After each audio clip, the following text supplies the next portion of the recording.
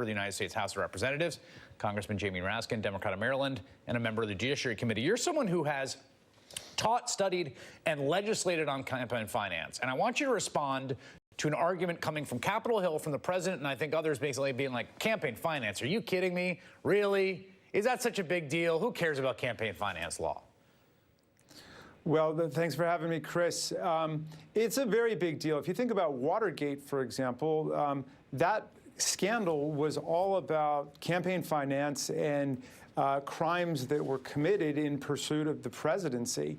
And here what we're talking about is crimes committed in pursuit of the presidency, and a lot of them have to do with campaign finance. But the president's point is debunked and contradicted by his own conduct and behavior. If it wasn't a big deal, why did they go to such great lengths to conceal the whole scheme?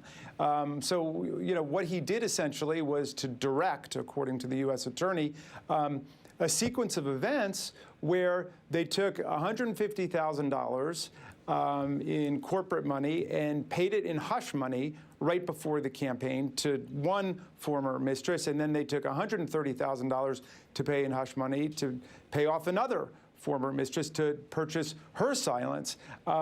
They went over the $2,700 or $5,400 limit, if you count primary and general. Yeah, they shot pretty far over that.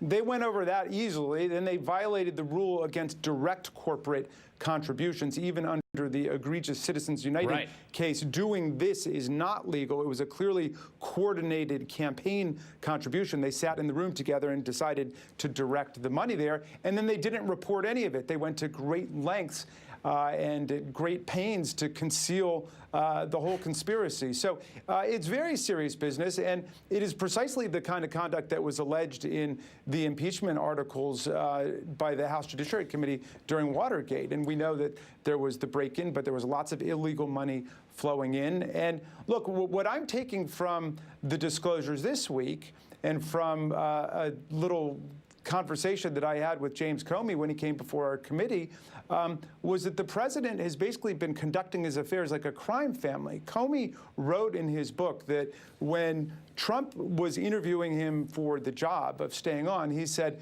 "Will you have loyalty to me? Will you have personal loyalty to me?" And Comey wrote, and then he reaffirmed in his testimony last week, that this was something that he likened to a mob boss. And he said he had not experienced this before except in the context of mafia family investigations. And the president basically has been running his affairs like an organized crime family. And so there are now all of these corrupt deals that are coming to light, attempts to pay off mistresses. But of course, everybody is still waiting for the other shoe to drop with the Moscow project, which was the big business ambition of the president.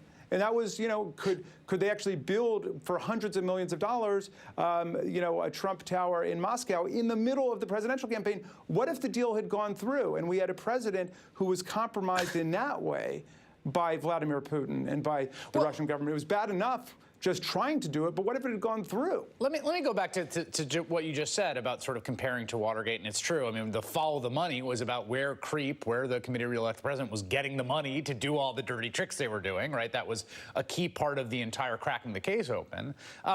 If it's the case that individual one has done what he appears to be implicated in doing, which is directing the commission of a felony, multiple felonies, isn't that on its face a high crime or misdemeanor for the purposes of the U.S. Constitution?